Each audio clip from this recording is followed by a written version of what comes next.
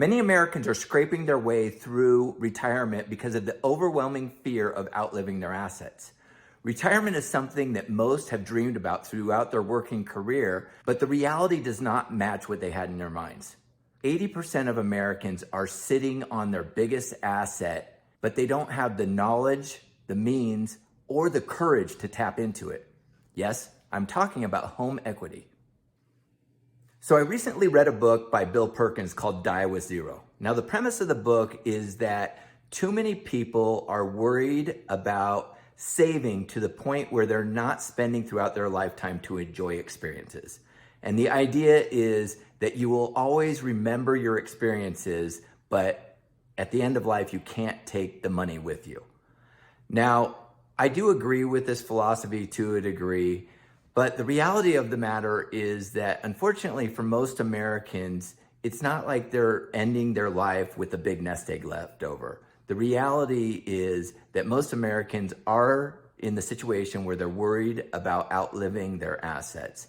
But at the same time, like I mentioned, 80% of retirees are sitting on their biggest asset, which is their home. And people still don't have the mentality that they can actually tap into the equity in their home. There's over 11 trillion in home equity held by seniors currently. Now, how do we tap into this equity? And one of the most overlooked ways to tap into this home equity is with the use of a reverse mortgage. Now, hold on. I know when I say reverse mortgage, a lot of people get scared, red flags go up. Oh, I've heard bad things about this. But the reality is most people don't understand a reverse mortgage and they don't know how they've changed for the better over the last 15 years. So what exactly is a reverse mortgage? Well, a reverse mortgage is just a mortgage that allows seniors 62 and older, in some cases 55 and older, but that's a proprietary product that we could talk about later. So 62 and older tap into a portion of their home equity. The amount of equity that you're allowed to tap into is based on a calculation that's determined by the age of the youngest borrower, the value of the home, and the current interest rates. So if you're younger, you're going to be able to tap into less equity. If you're older, you're going to be able to tap into more equity. But the way you tap into that equity or the way you receive funds can be in a variety of ways. You can receive it as a lump sum. You can receive it as a line of credit, and that line of credit grows on the unused portion for the life while you're in the home. You can also take monthly payments to supplement your current income.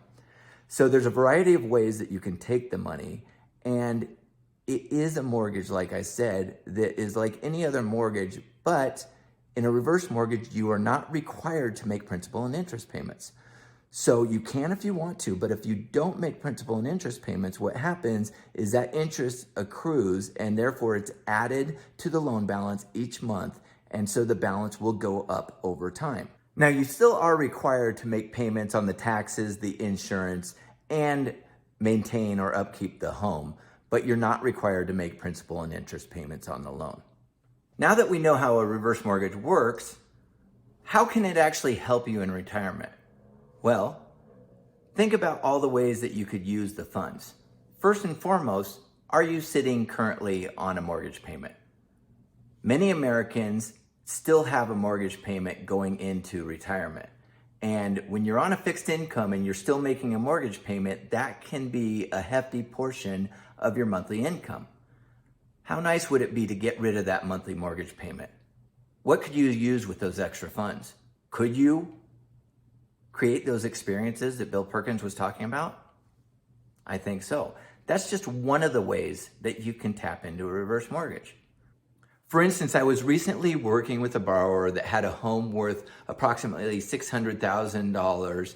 They owed a little over $100,000, and the principal and interest payment on that loan was about $850 a month, and that was going to be for the next 15 years of retirement. Now, we took a look at the numbers. We could pay off that existing loan, saving them $850 a month right now, as well as set up an initial line of credit that was close to $100,000 initially. And if he did not tap into that money, that would grow in 10, 15 years to 200, 250,000, it will grow at the rate of interest over time. And so not only would it save him money up front, which he could use to invest or to go on the experiences that we're talking about, but it would also give him a nest egg or a line of credit that he could tap into at a future date if he needed to. What are the possibilities with that line of credit? What are the things that you might need money for in the future? Well, one of those things is long-term care or in-home care. Because whether we want to admit it or not, a majority of Americans are going to face some form of long-term care. And as we know, medical expenses are just going up and up. So most people do not have a long-term care policy in place, and that's because they're just too expensive. But what if you had access to a couple $100,000 on a line of credit if you needed to tap into that in the future? What if you set up that line of credit at the beginning of retirement for $100,000 and you needed to tap into it in 20 years, and all of a sudden that line of credit is closer to $500,000? Would that be helpful? I think so.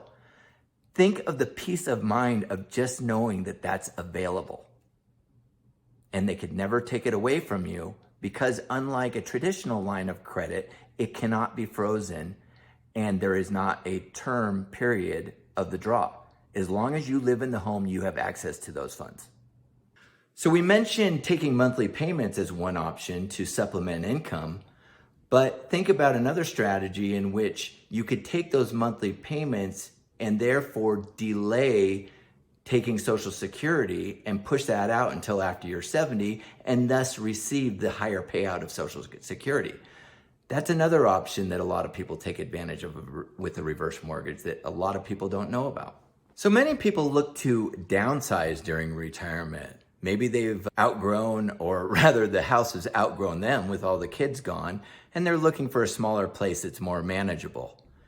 Well, think about another option in which you can downsize into a smaller home, but rather than putting all of the equity that you got out of your old home to pay 100% down, because of course you don't want a mortgage payment, what if you put, let's say 65% down and got a reverse mortgage for the difference, and therefore you're still not making a monthly mortgage payment, but you've saved 35% to go into your retirement savings? What could you do with those funds? And while we're on the home purchase talk, how about the idea of taking a reverse mortgage out on your current home and using it to buy a second home or investment property? There's a lot of snowbirds out there that would love to have a second home in a warmer climate. Think about the fact that you could do that without tapping into your retirement savings to buy that new home, or without taking on a new mortgage, by using a reverse mortgage on your primary and then going out and buying that second home for cash.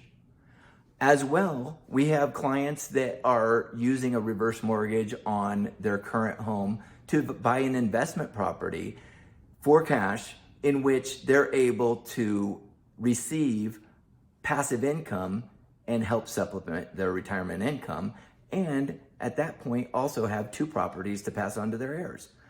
So you see, reverse mortgages, there's a lot of different options.